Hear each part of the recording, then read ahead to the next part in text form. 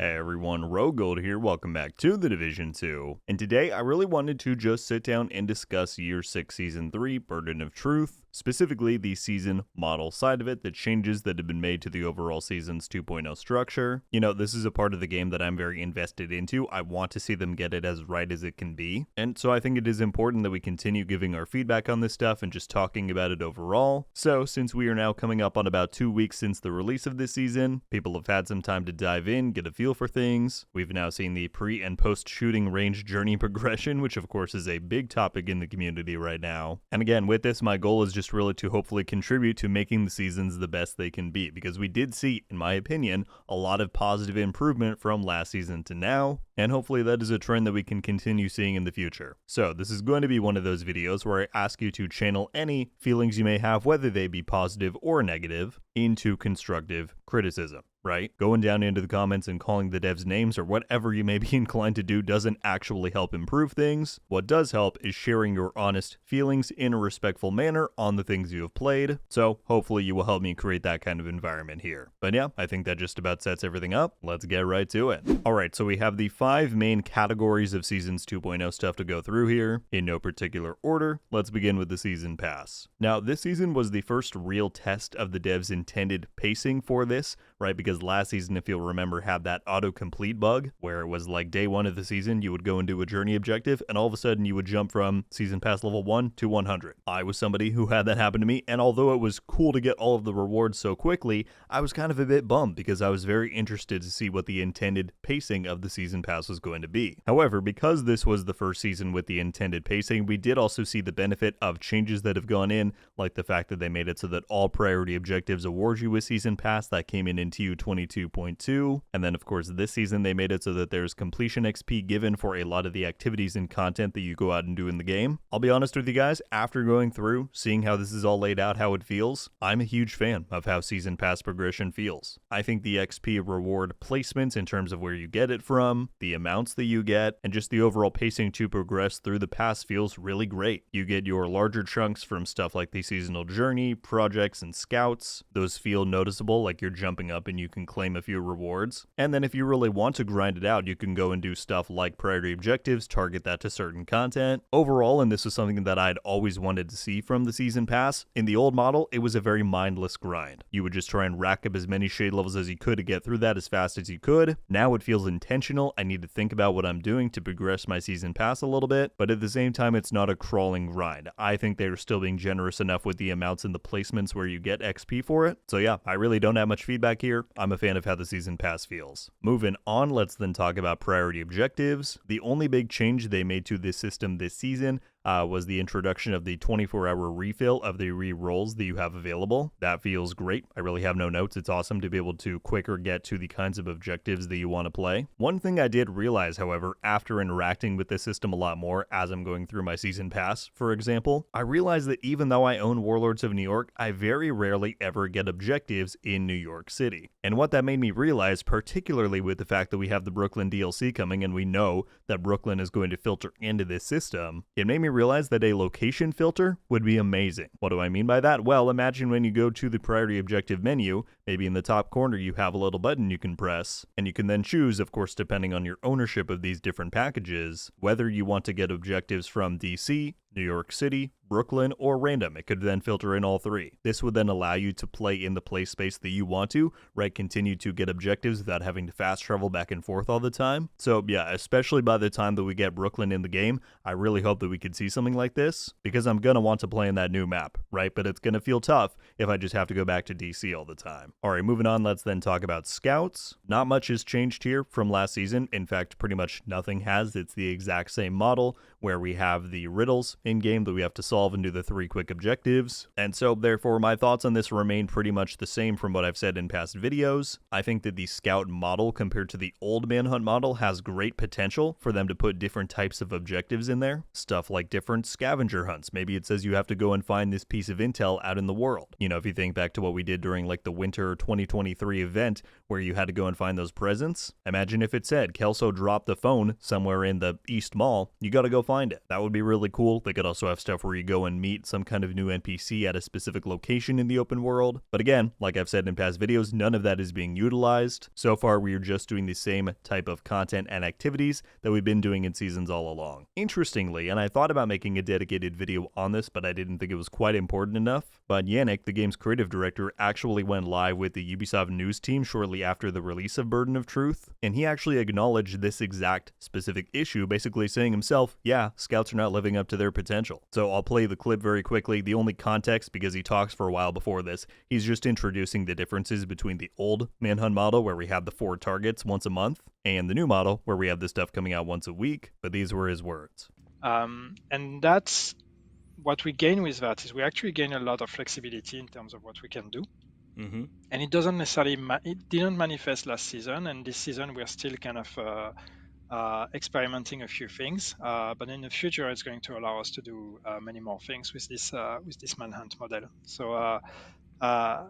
So it's a model that's going to keep evolving. So yeah, I'm very interested to see what he means by this and how that takes shape moving forward. Hopefully that means that the devs acknowledge that there's a lot of room that they could still grow within this scout system. And I know some people are going to hear that and be like, oh, you know, they always say this kind of stuff, but we're not really going to see them change anything. In fairness, we did see a very similar progression here happen with the previous little evolution they did to seasonal content. If you'll remember back when Season 9 launched, you know, the return to content for the game, they introduced the new takeover bounty thing, where they would populate old missions for these, you know, seasonal missions in a way, with different factions or different spawn points. That system overall was very bare bones at the launch of Season 9, but as we went through Season 10, Season 11, we saw them really ramp up what they were doing there. I remember back to Season 11 specifically, you would have like hunter drones show up in different part of the missions. You would have really interesting like mini boss fights and new NPC types and stuff like that. So I'm hopeful that as we continue on in the Seasons 2.0 model, they're going to continue getting their feet under them, trying new things with the scouts here, and maybe it's due to the fact that they have had to scrap and redo so much of their work on seasons lately due to all the delays with Brooklyn and the cancellation of Heartland and just all the things that have gone down there. So yeah, I'm interested to see what happens here in Year 7. Moving on, let's then talk about modifiers. I've been having a lot of fun with Rogue Momentum, but to be fair, I also enjoyed Point Blank quite a lot, so that probably doesn't mean too much in terms of feedback. Definitively though, I do much more enjoy the Frenzy hostile modifier compared to the hostile mods that we had last season, and the only real feedback I have on modifiers mostly revolves around that. Although I do enjoy Frenzy, I do wish that it offered a bit more of a challenge. Now I know some people are rushing to their keyboards as I say that, hang on a second. What I mean is that easier NPCs who have Frenzy, they still get steamrolled, right? You don't really even tell that they have this effect, at least in my experience in gameplay. But then you have some of the harder enemies, stuff like the Marauder drones or hunters. If they have Frenzy, they become basically unkillable. Now I did want to point out that the devs are aware of this issue, and they've actually already listed on the known issues board that they are going to fix some of that issues with the harder enemies. But due to that great discrepancy between, you know, a red bar NPC and a hunter, I think it would be nice to find some kind of a middle ground so that you had to think twice while you're fighting an enemy with Frenzy, but at the same time it didn't require 1,000 bullets to kill them. So I'm afraid I don't know exactly what that solution may be, but yeah, I hope they continue tinkering and experimenting with hostile modifiers moving forward. All right, but we saved the best, or should I say most controversial, for last, and that is the seasonal journey. So I would go out on a limb and say that this remains the most mixed aspect of Seasons 2.0 for many players, and for the majority of people who do not enjoy this system, from what I've been able to deduce, is that people think it is too grindy, and because of that, or in addition, it's just not that much fun to go through. So I have a good amount of thoughts here. Let me start by saying that I like the concept of the journey quite a bit, right? We have this objective checklist, it's intended to be this like long form progression throughout the season, and it offers you good rewards. You have the cosmetic at tier 7, you get your modifiers from here. However, that said, I do agree that it's not quite hitting the mark in its current form, and I think that is very indicative by what we saw happen with the shooting range this season. If you didn't know, for the first week of the season, you were able to complete most of the journey objectives within the shooting range without actually having to go out and play content and play the game, and a lot of people did it. And what you've seen happen since they fixed that issue this past week is that people have been saying it is pretty much impossible to do some of these objectives realistically in normal content. Specifically stuff like maintaining certain momentum tiers for 2 minutes and then 4 minutes. That is incredibly hard to do in the normal game. There's also certain objectives that just have super high kill numbers next to them. And honestly, when you boil it down, I actually enjoyed last season's journey more than this one, because at least that time, even though it was, unnecessarily grindy in some areas, the objectives actually had me going out and playing different types of content in the game. Stuff like countdown, stuff like certain missions. And then they mixed in some of the modifier gameplay things in there. So here's my diagnosis of the overall problem with the journey system, and then I have a potential solution that I want to pitch you after. But here's the thing, if the devs continue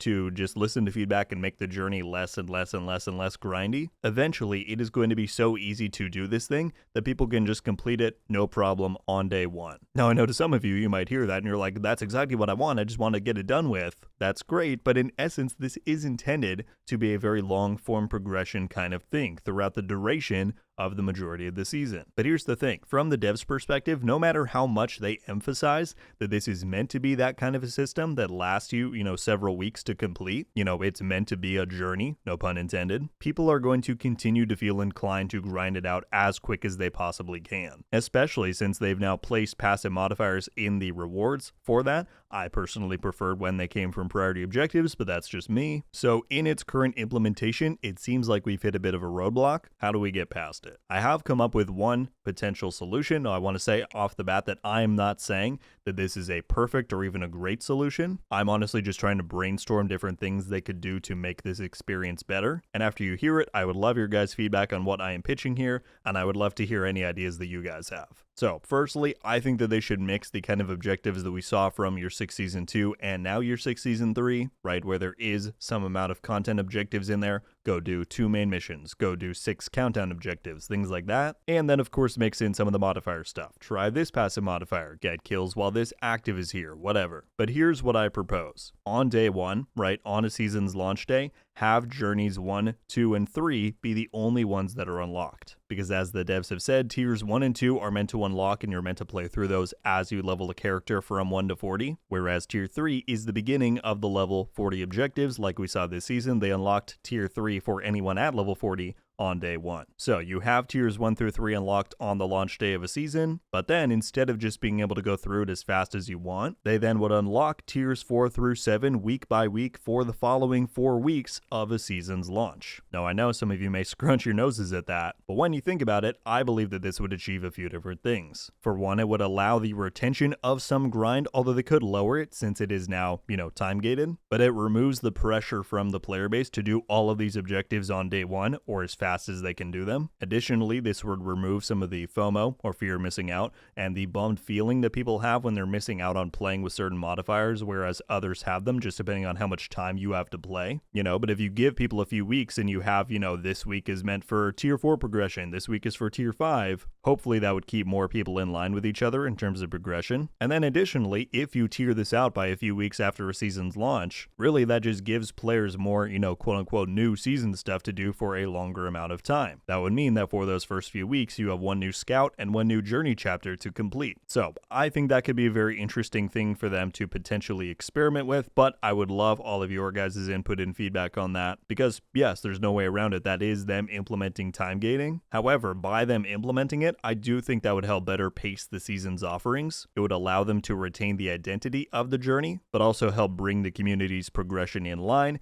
and it would allow them to reduce the grind somewhat since you're only able to tackle 1 journey per week, right? Well, there you have it, folks. That is just about everything that I have to share on my thoughts and feedback for Year 6 Season 3 of The Division 2. Like I said at the start, I really just wanted to sit down and share some of my candid thoughts on this with you all. I want to see seasons continue to improve and get better, and doing stuff like this is one of the best ways for us to get all of our ideas in one place. So I would be very interested to hear all of your guys' reactions to what I've been saying in this video, and beyond that, your own feedback and feelings on this season after playing it for a little bit of time. Hopefully we continue to see these things improve moving forward. I have a pretty good feeling that we will, but we'll see how it shakes out. If you ended up enjoying the video and you want to catch more of my Division 2 stuff moving forward, then I hope you will consider clicking that subscribe button if you've not already. As always, I got plenty more coming your way, but that is going to do it for me today, folks. Thank you all so much for watching. I'll see you in the next one. RogueGold. Ow.